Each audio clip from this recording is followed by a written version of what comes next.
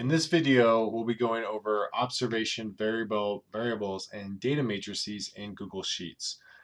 I want to take the moment to reiterate that in the text, as you read through it in Adobe Acrobat, there are links to the videos, both for what the books that are related to the textbook content, but also in green here that I'm highlighting right here. These are links to the Google videos that are applied to the previous section.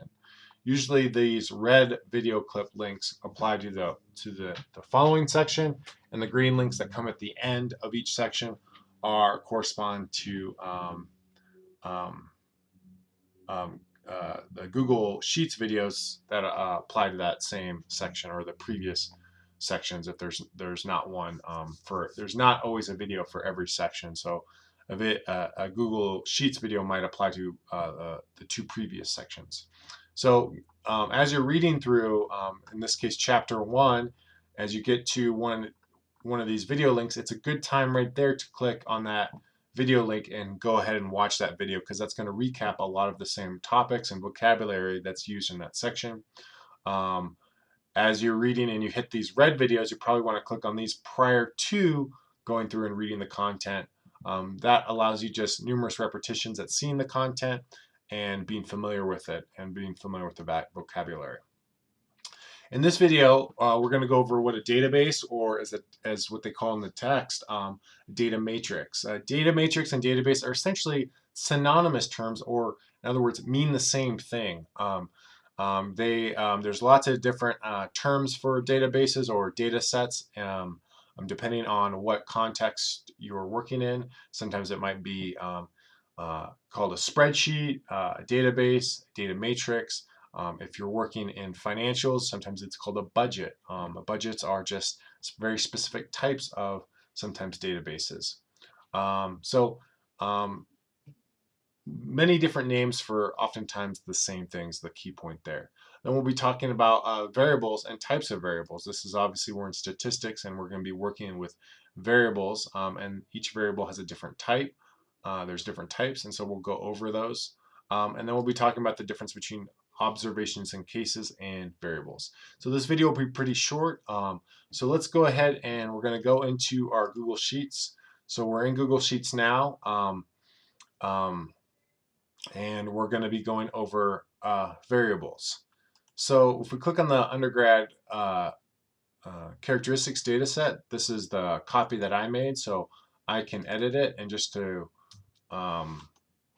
remember that it's going to give you this heads up if you try to edit any of the cells that are required for that you basically don't really want to edit these cells, because if you change them, it's going to affect your calculations and the accuracy of your calculations for the quizzes. So we're just going to hit cancel here.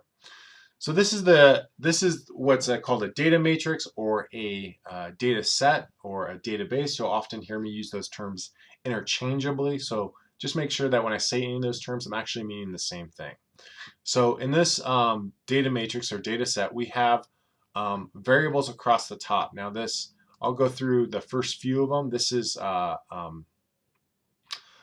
unique identifier. So for each subject in this, instead of assigning names, they're just assigned numbers.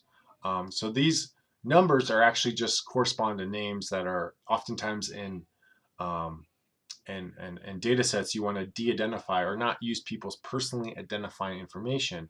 So while this data set is made up, there's no actual people behind it. We're just going to use persons and numbers as their names instead of actual names. This first variable here, extroversion. Now these whoops, I don't want to copy, I actually want to just highlight. So these first 5 variables, which correspond to columns B, C, D, E, and F, are personality variables. Much like the data, when you started this course, you did the project data collection, you actually filled out personality surveys on these same dimensions. So we have extroversion, agreeableness, conscientiousness, neuroticism, and openness. And we have from each of those items, or each of those items are specific questions on a questionnaire. From those different items, we compute summary scores, and these summary scores are listed in each one of these cells for each person. So person 1 here, and in this case, person 1 is the observation or case. So in this case, observations correspond to unique individuals. Each row is given a unique individual. There are no duplicate individuals, so one is not one. There's no duplicate. Like if we were to, in this data set, we're going to just allow it to make a copy. Okay.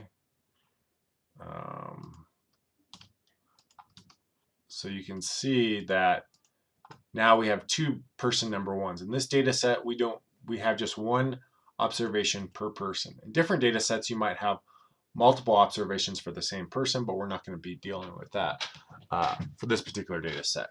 So that's what an observation of case means.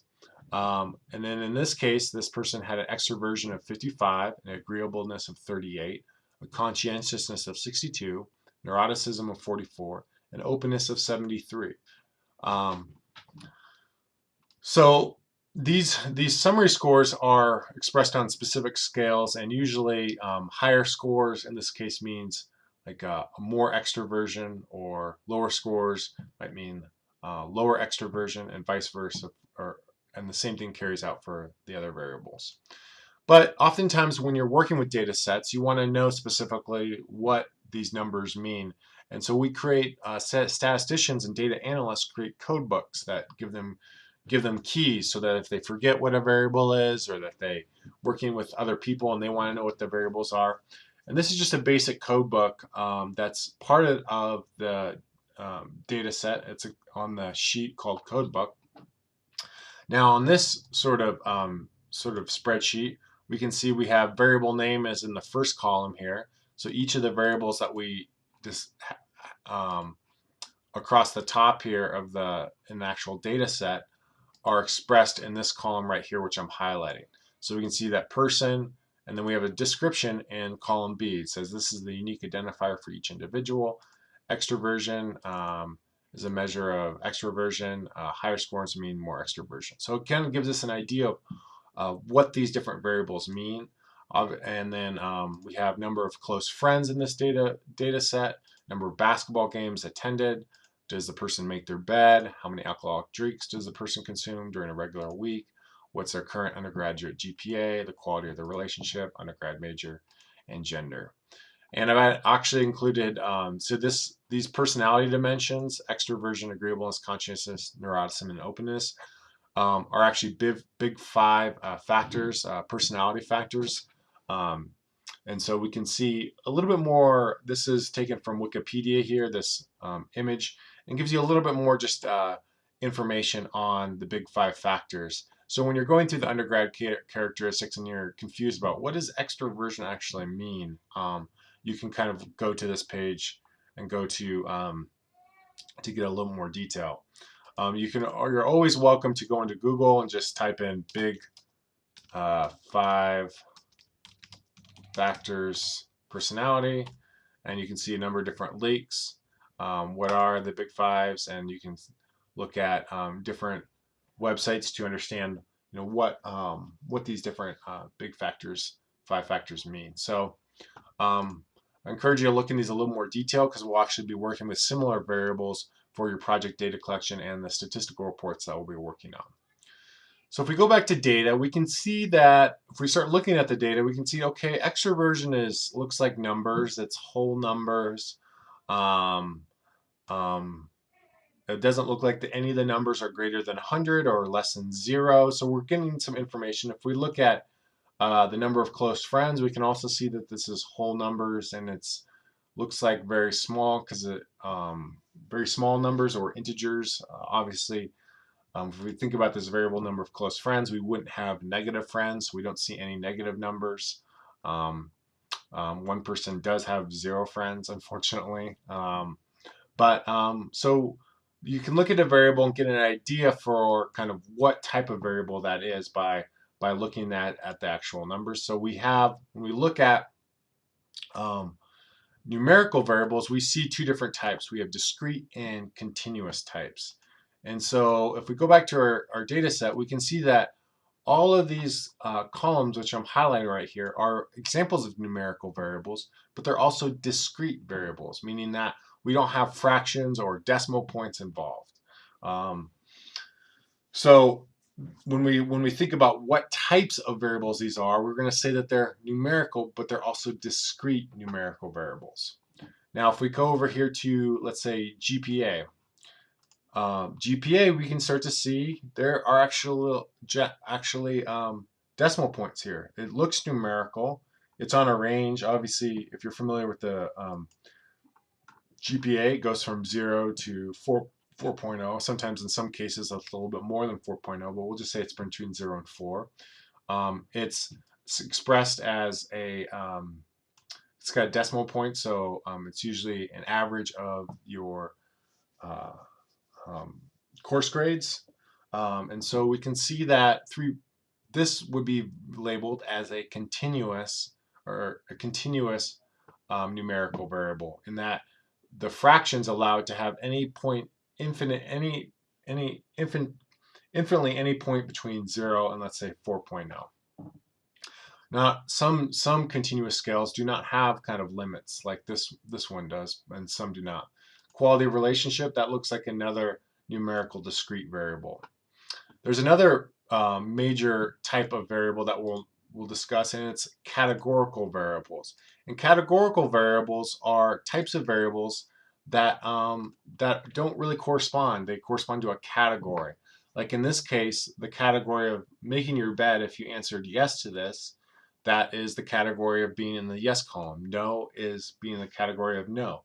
So these don't really have numerical equivalents, although which we won't get into too much, that oftentimes yes and no are given numerical values of ones and zeros, and then you can perform numerical operations with ones and zeros. So if you have two categories, you can oftentimes do numerical calculations. But when you start getting to more categories, like if we looked at the undergrad major, undergrad major. So these are the different majors for these different undergrads. We see no major declared, other science degree, non-science degree, psychology. So we have more than two categories, and so this variable is categorical, and we can't really code it as or translate it into a numerical form easily or straightforward. There is a way to do it, but that's a little beyond the scope of this course, and we just want to think of this as a categorical variable. And we might get into more of this sort of how we handle these statistically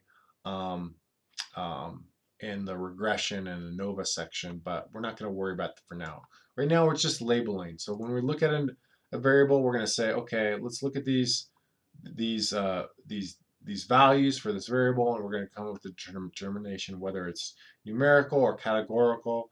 And if it's numerical, then we want to maybe determine if it's discrete or continuous. And we talked a little bit about the difference between observations and cases already. So that really concludes everything we're going to kind of go over with this video. Remember that, you know, when you're you're going through the book and you're reading it, you're clicking on the videos as you're reading through it to get another kind of perspective and another kind of repeat of the material, so you can become familiar with the vocabulary and see actually how these how the material you're reading about actually plays out within Google Sheets.